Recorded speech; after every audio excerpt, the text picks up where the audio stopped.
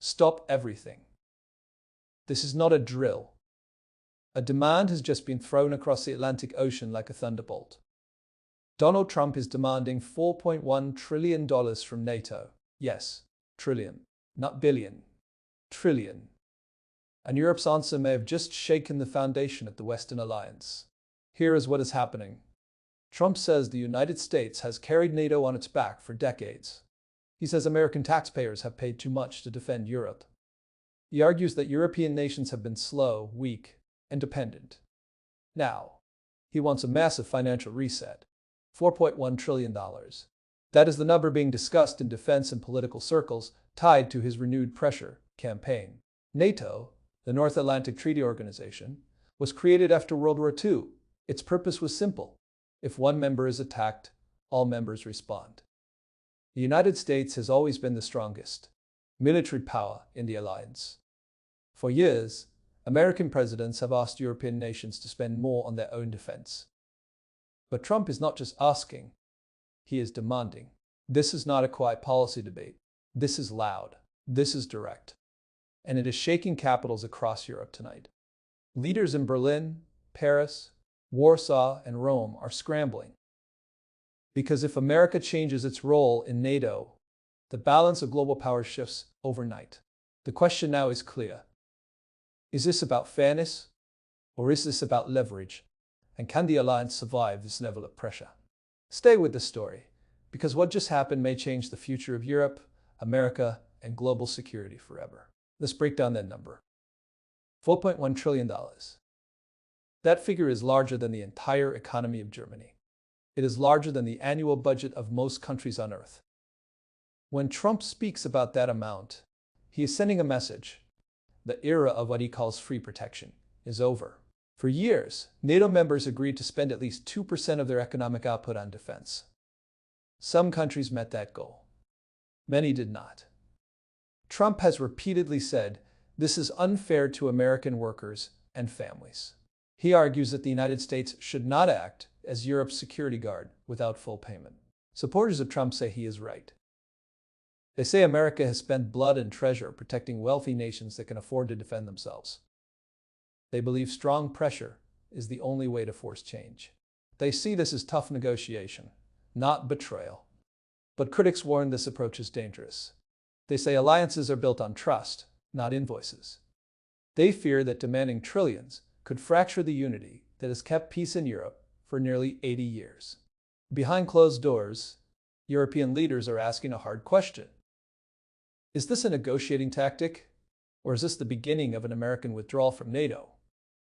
Because if the United States steps back, Russia and other global powers are watching closely. This is not just about money. It is about power, trust, and the future of the Western world. Europe did not stay silent. The response came fast and it was sharp. Officials across the continent pushed back. Some called the demand unrealistic.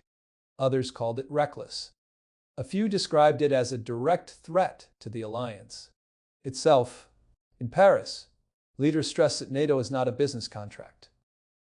In Berlin, officials reminded the world that European nations have increased defense spending in recent years. In Eastern Europe, countries closer to Russia warned that any weakening of NATO could invite danger. But there is another layer. Some European voices are quietly saying something bold. Maybe it is time for Europe to stand on its own. Maybe Europe needs its own independent military strength, less dependent on Washington. That idea is not new, but tonight it feels different. Because when trust is shaken, long-standing partnerships can start to change.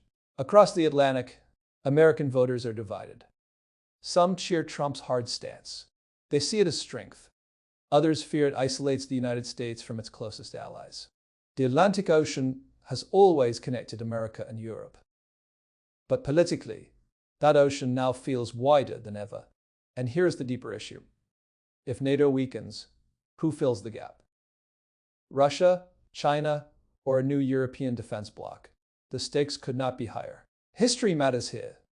NATO was formed in 1949, when Europe was shattered and afraid. The United States stepped in not just as a protector, but as a partner. Together, they faced the Soviet Union. Together, they stood through the Cold War, and together, They claimed victory when the Berlin Wall fell. For decades, NATO symbolized unity. American troops stationed in Europe were a sign of commitment. European nations supported the United States after the attacks of September 11th. Article 5 was invoked for the first and only time in support of America. That is why this moment feels so heavy. Trump has long questioned NATO's structure. During his presidency, he called it obsolete. Before later adjusting that statement, he pushed members to increase defense spending. And many did. But now, the tone is different. The dollar figure is massive. The pressure is intense. European leaders are not just worried about budgets. They're worried about reliability. If an alliance member begins to treat security as a transaction, trust begins to crack. And once trust cracks, rebuilding it is not easy. Markets are watching. Military planners are watching. Moscow is watching. Because alliances are not only about tanks and missiles. They are about belief, the belief that partners will stand together when it matters most. Tonight, that belief is being tested like never before. Now comes the real question. What happens next? If Trump returns to power and pushes this demand forward, negotiations could become fierce. Europe may agree to raise spending even more. Some nations already have. Others may resist strongly. Political tensions inside NATO could grow fast. There is also a scenario where Europe accelerates plans for strategic independence. That would mean building stronger European defense systems, investing in weapons production, and reducing reliance on American forces. Such a move would reshape global power. The United States has been the central pillar of Western defense for generations. If that pillar shifts, the entire structure adjusts. Supporters of Trump argue this is overdue. They say America must focus on its own borders and economy. They argue that strength sometimes requires tough demands. Opponents warn that weakening NATO could embolden adversaries. They say unity deters conflict. Division invites it. The Atlantic Alliance has survived wars, crises, and political storms. But this challenge feels different because it strikes at the heart of shared responsibility. $4.1 trillion, a number that echoes loudly across capitals tonight. The world is watching to see whether this is negotiation strategy or the start of a historic realignment that could redefine the balance of power for decades to come. This is where the tension reaches a boiling point.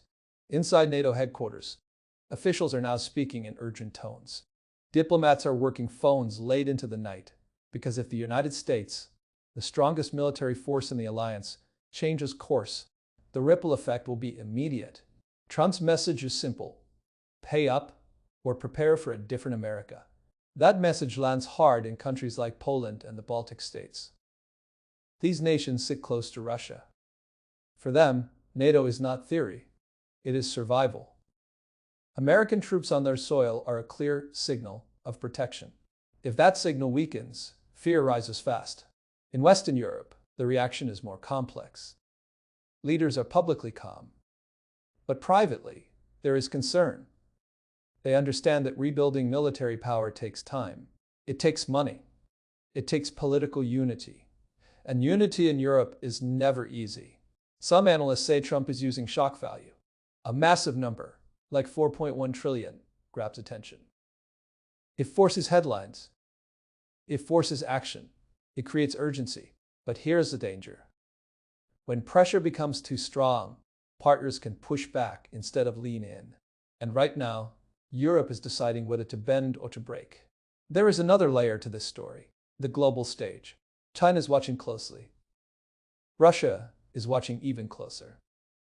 When Western allies argue, rivals take notes. They measure strength not just in weapons, but in unity.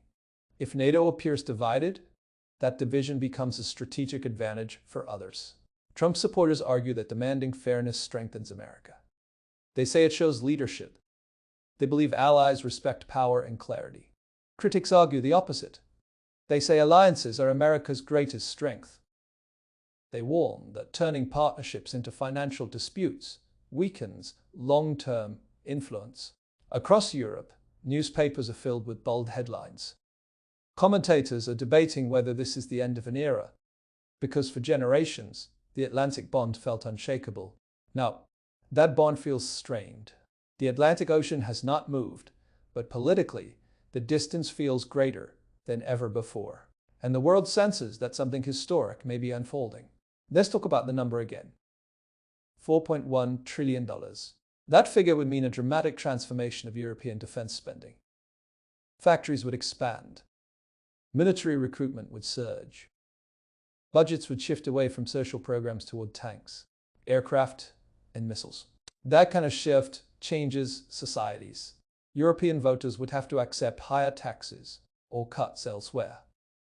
Leaders would face political backlash at home. Not every country agrees on the level of threat. Not every country moves at the same speed. And here is the truth. NATO has already seen progress. Many members increased defense budgets after Russia's invasion of Ukraine. Some are now meeting or exceeding the 2% target. But Trump's demand goes far beyond 2%. It signals a deeper frustration, a belief that America has given more than it has received. The debate is no longer quiet. It is loud, it is emotional, it touches pride, sovereignty, and identity. Because when security is questioned, national pride is never far behind. Behind the scenes, negotiations may already be forming. European leaders could offer phased increases in defense spending. They could promise long-term commitments. They could attempt to calm tensions with new agreements. But trust once shaken takes time to restore. In Washington, political lines are hardening. Some lawmakers fully support Trump's aggressive posture. Others warn that abandoning long-standing alliances could damage America's global standing for decades. The American public is listening. Voters are asking whether foreign commitments help or hurt them at home. And that is the heart of this battle. Is NATO a shield that keeps America safe by keeping Europe stable? Or is it a costly burden that needs dramatic reform? These questions are not small. They strike at the core of American foreign policy since World War II. And now, they are front and center. Tonight, the world stands at a crossroads. A $4.1 trillion demand has shaken one of the most powerful alliances in history. Europe's response has been firm, cautious, and in some places, defiant.